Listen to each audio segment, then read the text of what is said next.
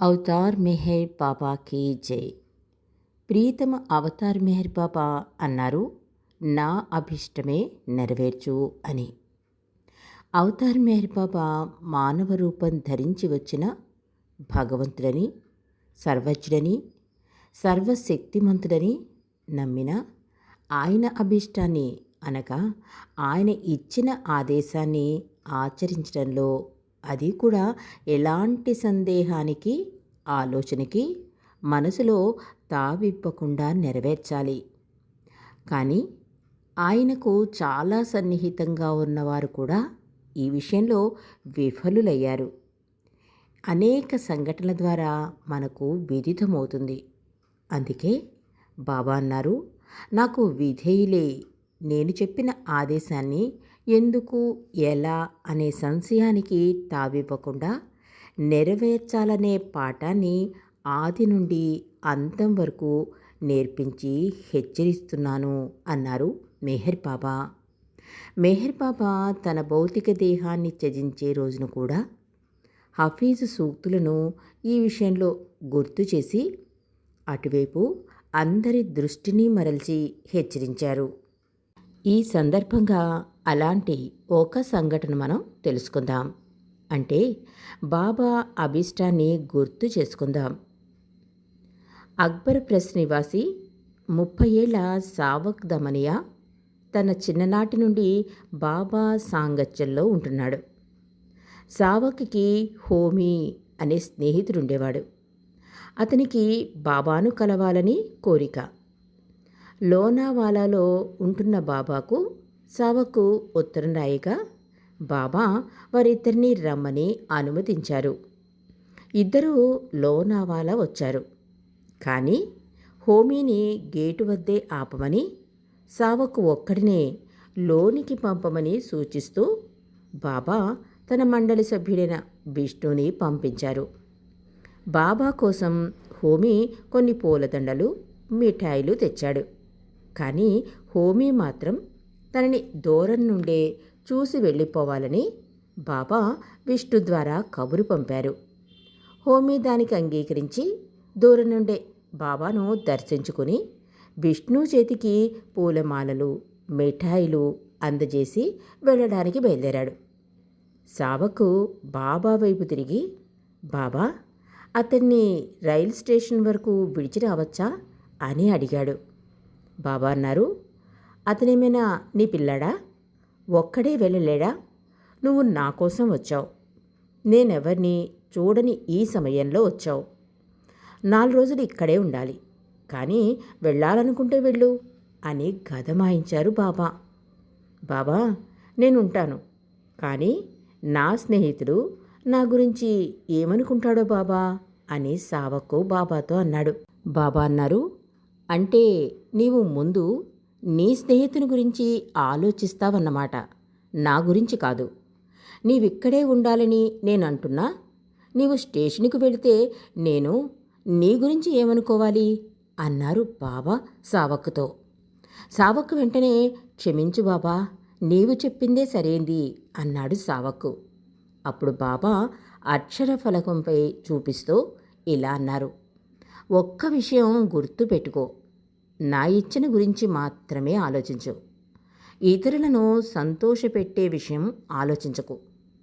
నా ఇష్టానికి అనుగుణంగా ఉంటూ నీవలా జీవించే సమయంలో యావత్ ప్రపంచము నీకు ఎదురు తిరిగినా దాన్ని పట్టించుకోకుండా ఉండడం నేర్చుకో. యావత్ ప్రపంచం నాలోనే ఉంది. నా ఇచ్చిన గురించి నీవు ఆలోచిస్తే అంతా సవ్యంగా ఉంటుంది అన్నారు బాబా. క్షణకాలం నన్ను దర్శించి నీ స్నేహితుడు పొందవలసింది పొందాడు. ఇక అతనిప్పుడు దేని గురించి ఆలోచించవలసింది లేదు అని స్పష్టం చేశారు బాబా సావక్కి.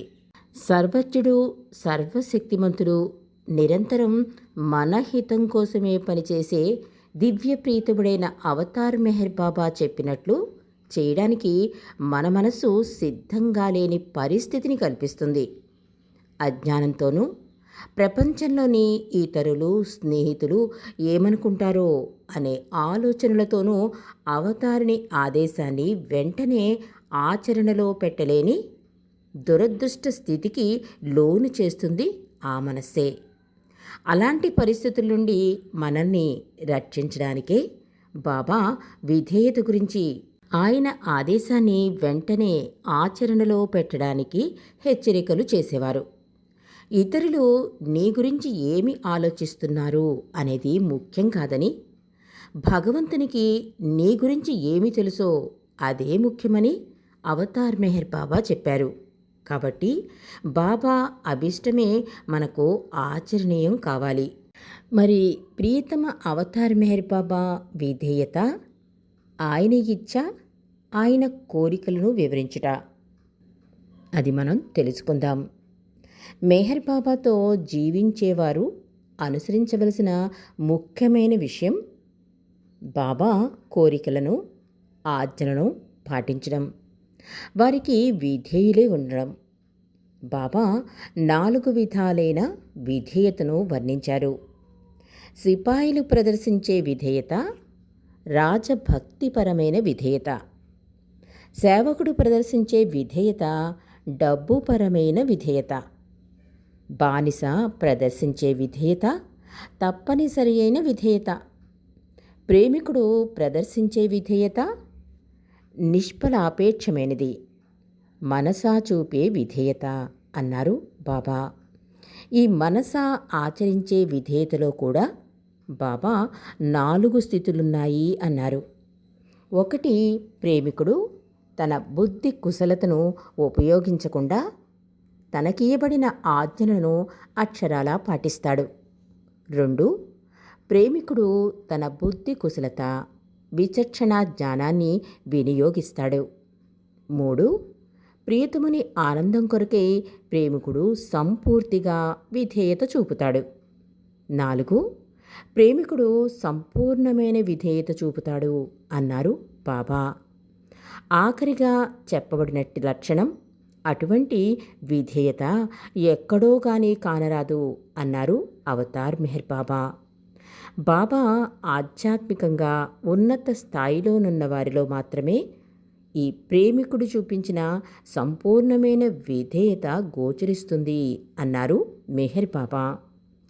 మండలిలోనొకరు తమకు చెందినంత వరకు బాబా ఇచ్చకు, బాబా కోరికకు తేడా ఏమిటో తెల్పమని బాబాను అడగగా బాబా ఇలా అన్నారు.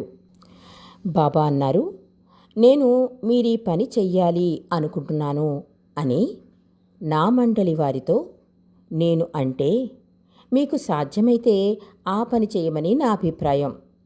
అది నా పరంగా ఒక అభ్యర్థన కింద జమకు వస్తుంది. అదే నేను మీరీ పని చెయ్యాలని నా కోరిక అని నేను అంటే, దాని భావం మీరు చెయ్యగలిగినా లేకపోయినా నా మాట మీరు విని తీరాలి. అది ఒక ఆజ్ఞ.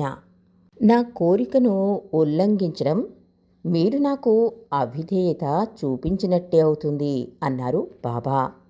మీరీ పని చెయ్యాలని నా ఇచ్చ అని నేను అంటే, దాని భావం మీరు దానిని తప్పనిసరిగా యాంత్రికంగా చేసి తీరాలి. నేను మీకు ఆ పని చేయడానికి సాయపడతాను కాబట్టే మీరు ఆ పని చెయ్యగలరు అన్నారు అవతార్ మెహర్ బాబా. అవతార్ మెహర్ బాబా కీ జై. ప్రేమపదం వాట్సాప్ గ్రూప్ సమర్పణ.